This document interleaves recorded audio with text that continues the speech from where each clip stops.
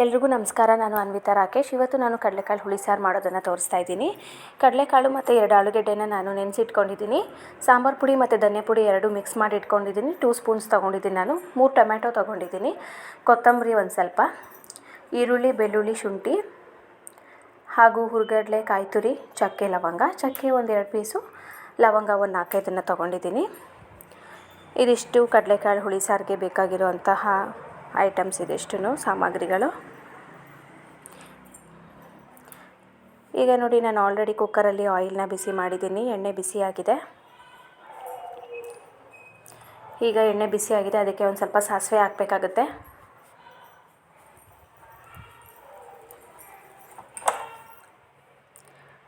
ನೋಡಿ, ಸಾಸಿವೆ ಬಿಸಿಯಾಗಿದೆ, ಅದು ಕೂಡ ಚಿಟಪಟ ಅಂತ ಇದೆ.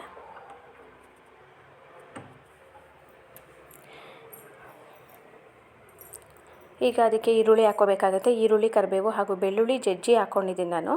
ಬೆಳ್ಳುಳ್ಳಿ ರುಬ್ಬಕ್ಕೇನು ಹಾಕ್ಕೊಂಡಿಲ್ಲ, ಇಲ್ಲೇ ಹಾಕ್ಕೊಂಡಿದ್ದೀನಿ ಜಜ್ಜಿಬಿಟ್ಟು. ಸಾಂಬಾರು ಚೆನ್ನಾಗಾಗುತ್ತೆ ಬೆಳ್ಳುಳ್ಳಿ ಫ್ಲೇವರ್ ಎಲ್ಲ. ಸೊ ಇದೆಲ್ಲ ಒಂದು ಸ್ವಲ್ಪ ಫ್ರೈ ಮಾಡ್ಕೋಬೇಕಾಗತ್ತೆ.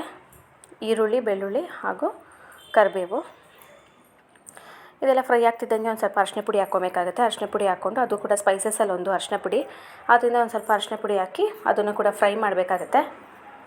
ಈರುಳ್ಳಿ ಹಸಿ ವಾಸನೆ ಎಲ್ಲ ಹೋಗಿ ನೀಟಾಗಿ ರೋಸ್ಟ್ ಆಗಬೇಕಾಗುತ್ತೆ. ಒಂದು ಸ್ವಲ್ಪ ಕ್ರಿಸ್ಪ್ ಬ್ರೌನ್ ಕಲರ್ ಬರಬೇಕು. ಕಲರೆಲ್ಲ ಚೇಂಜ್ ಆಗಿ ಅದೊಂದು ಸ್ವಲ್ಪ ಕನ್ಸಿಸ್ಟೆಂಟು ಗಟ್ಟಿ ಆಗಬೇಕು ಎಣ್ಣೆ. ನೋಡಿ, ಇವಾಗ ಅದೊಂದು ಸ್ವಲ್ಪ ಆಗಿದೆ.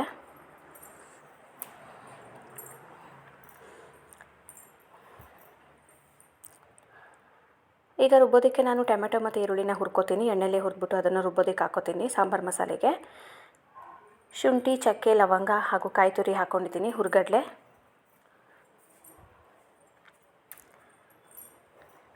ಟೊಮೆಟೊ, ಈರುಳ್ಳಿ ಹುರಿದ್ಬಿಟ್ಟು ಹಾಕ್ಕೊಳ್ಳೋದ್ರಿಂದ ಅದು ಟೇಸ್ಟ್ ಬರುತ್ತೆ. ಸೊ ಅದರಿಂದ ಒಂದು ಈರುಳ್ಳಿ ಹಾಗೆ ರುಬ್ಬಕ್ಕೆ ಹಾಕ್ಕೊಳ್ಳೋದು, ಮತ್ತು ಇನ್ನೊಂದು ಈರುಳ್ಳಿನ ಹಾಗೆ ರುಬ್ಬಿಟ್ಟು ಸ್ವಲ್ಪ ಎಣ್ಣೆಲಿ ಫ್ರೈ ಮಾಡಿಬಿಟ್ಟು ಹಾಕ್ಕೊಳ್ಳೋದು ರುಬ್ಬಕ್ಕೆ. ಕೊತ್ತಂಬರಿ ಒಂದು ಸ್ವಲ್ಪ, ಒಂದು ಹಿಡಿಯಷ್ಟು ಕೊತ್ತಂಬರಿ ತೊಗೊಂಡಿದ್ದೀನಿ.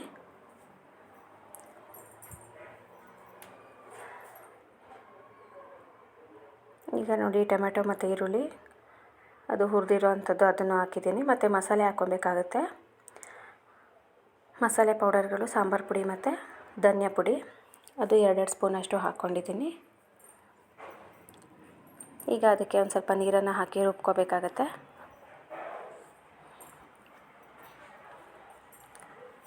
ಆ ಸಾಂಬಾರು ಮಸಾಲೆ ಸುಮಾರಾಗಿ ಗಟ್ಟಿಗೆ ಇರಲಿ.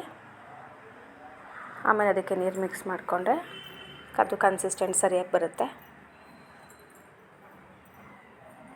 ನೋಡಿ, ಇವಾಗ ಇದಿಷ್ಟನ್ನು ರುಬ್ಕೋಬೇಕು.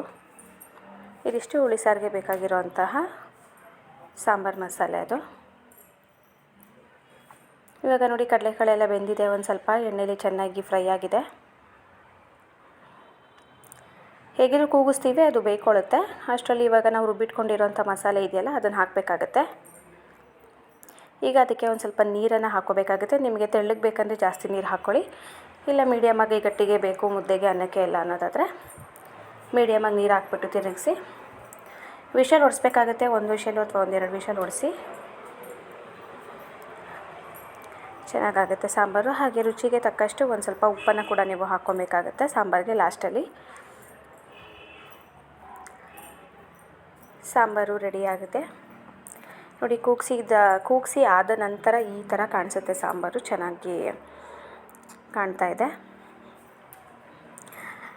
ಈ ಸಾಂಬಾರು ಮುದ್ದೆಗೆಲ್ಲ ತುಂಬ ಚೆನ್ನಾಗಿರುತ್ತೆ, ಹಾಗೂ ಅನ್ನಕ್ಕೂ ಕೂಡ ತುಂಬಾ ಚೆನ್ನಾಗಿರುತ್ತೆ. ನೀವು ಕೂಡ ಒಂದ್ಸರಿ ಮನೇಲಿ ಟ್ರೈ ಮಾಡಿ ನೋಡಿ. ಈ ರೀತಿ ಸಾಂಬಾರು ಚೆನ್ನಾಗಾಗಿದೆ ಅಂತ ಹೇಳಿದರೆ ಕಮೆಂಟ್ ಮಾಡಿ ಹಾಗೂ ಲೈಕನ್ನು ಮಾಡಿ ನನ್ನ ಚಾನಲ್ಗೆ.